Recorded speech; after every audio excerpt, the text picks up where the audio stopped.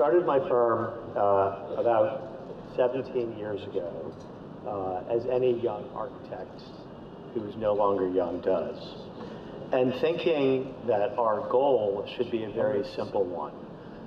If we dedicated our practice to exploring travel, to exploring imagination, and to always push the realm of what's possible, I wondered what we could do.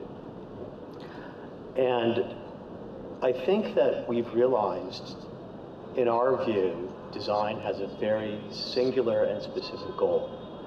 We want to create joy in what we do. It's really that simple. Travel is an integral part of that, and before we start the first slide, I was very lucky to travel a lot as a child. We went to the Middle East, all over Europe, and when anyone asked me what my favorite food was, I always said, proudly, airline food. So here's the first slide. Right out of graduate school, I had the opportunity to work on this project in Manila, a pair of towers, and I finished the drawings in 1998 and did not see the actual building until I went back to Manila 20 years later. And I was thrilled to see them even better than I imagined them. Imagination is one of the themes of my favorite author, Jorge Luis Borges, who taught me that you can go places that don't yet exist, like this fantastic hotel in Switzerland. And some of the things I'm showing are things we've created, others are things that inspire us. We try to locate ourselves in our place. I live in New York City. Nature is precious. So the ability to relate in a visceral way, such as this sauna in Norway, is so important. And in cities, it's not only the grand monuments or the sense of history that is so compelling. It can be the leftover spaces, how a little bit of color can create a spontaneous basketball court in Paris. These are lessons that we try to study. I went to Tokyo and was walking to make a pilgrimage to the Prada store in Omotesando, celebrated masterpiece of contemporary design, and I saw this very modest sidewalk set into a sloped hill with incredible precision and humility. We're now working in China and had to confront the question of how do we look forward, how do we juxtapose old and new when we contemplate additions to a historic courtyard house in Nanjing. Travel gives us history, it gives us craft, it gives us memory, it gives us art. We see these as the forces of innovation. As we look forward, they press back on us. They're a resource. Here I went to rural Bohemia with a glassmaker who was using techniques that were 800 years old. And I realized that part of travel is awareness of our own human capabilities and our own human potential. The skill, the passion, these little things are a gift.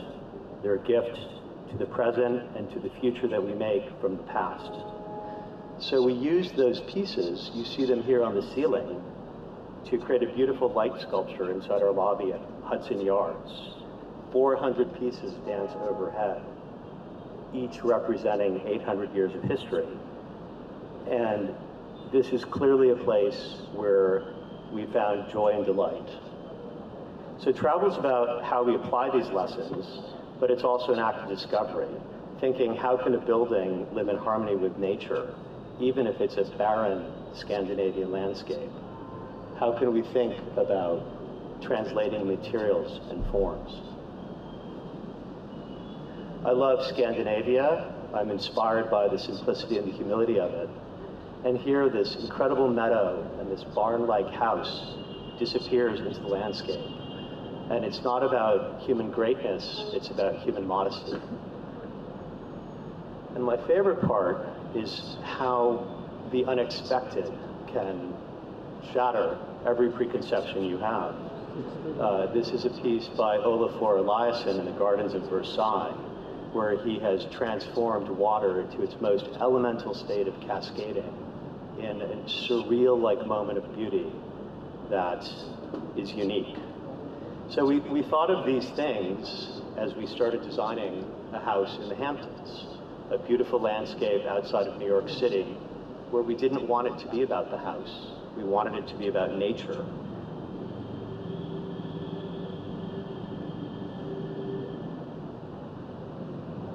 And there is also something about travel, how we can learn from landscape and bring it into our buildings, as this beautiful example shows us from the Alps. These are things that I see, I bring back, I email to my office. I was walking along the banks of the Thames and saw this incredible detailing, glass, profile, layers, just stunning how it all came together with really almost nothing to it. And in China, this idea with the same concepts in another expression, the dappling of shade and shadow, texture and pattern, reflection and light in this beautiful spa in Minhang was a great inspiration to us. So we started thinking, how can we bring these things to a facade of a building in New York City? How can we take concrete, which is the most banal, simple material, and how can we turn it into a richly textured expression of art and craft that plays with light and shadow? And so we brought these things to this building. I was in Clerkenwell, and I met a jewelry maker who showed me in a pop-up shop a pair of antique lapis lazuli stones that she had, which I loved. And I said, can you make me some cufflinks? And this went back and forth. It's a little thing when I travel, I like to buy cufflinks. And her idea became, for us, the one decorative, which we created with Kohler as a bespoke piece for one of our buildings at Hudson Yards. It's this idea that walking through a show, through a pop-up space can give you something beautiful. So when I land home in New York, every time the wheels hit the tarmac, my heart jumps a little bit. I guess that's why I'm a New Yorker. But for me, the best part of traveling is coming home. And it's bringing all these memories back and having the opportunity here to have that touch, that recollection of so many things in something as simple as a faucet. So thank you all.